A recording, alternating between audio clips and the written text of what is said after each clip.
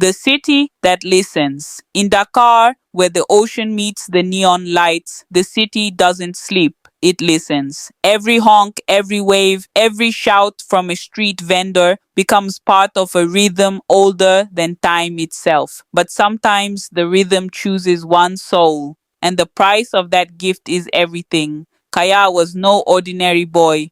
Where others heard noise, he heard music. The clang of a taxi door, the cry of a hawker, even the whisper of wind between buildings. They spoke to him in beats and patterns. Every night on a small rooftop in downtown Dakar, he gave the city back its own heartbeat. His music made strangers dance. His rhythm made traffic pause. But deep inside, Kaya wanted more. Not just rhythm, but legend. One night, as his set ended and the crowd faded, a figure stepped from the shadows. He was old, skin like bronze, eyes like stories untold. A griot, a traveler of songs, known only as Papa Endure.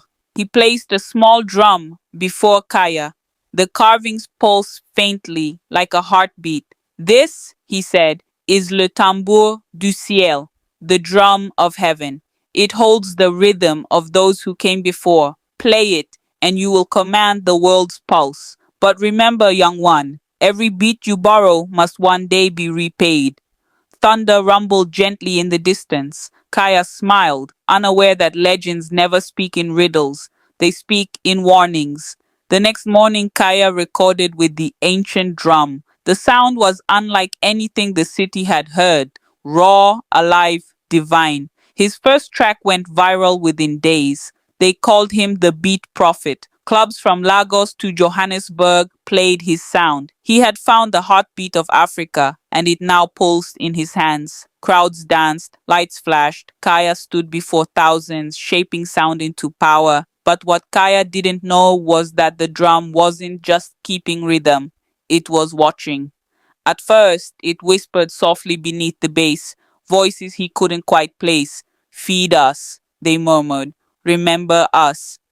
Kaya dismissed it as fatigue until his dreams filled with storms and chanting faces. The ancestors were speaking, but he was too busy being a god. He created a new track, God Mode. Its power was unreal. When he played it, streetlights flickered, phones glitched, even the sea trembled. And as the crowd screamed his name, the old griot's warning echoed faintly in the thunder.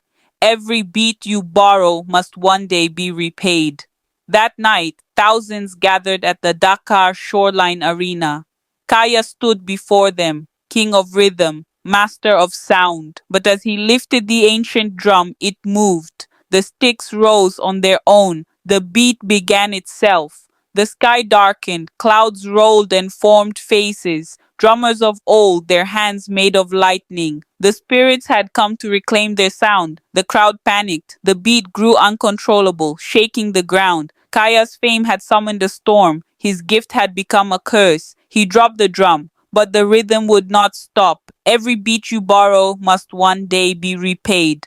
Hours later, the city was quiet. The storm had passed, but Kaya's name was gone, wiped clean from screens, from memory, from sound.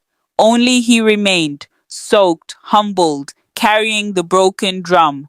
By the water, Papa Nido waited. The old griot said nothing, only nodded toward the sea. Kaya knelt, placed the drum before him, and whispered, "Let the rhythm return to its roots."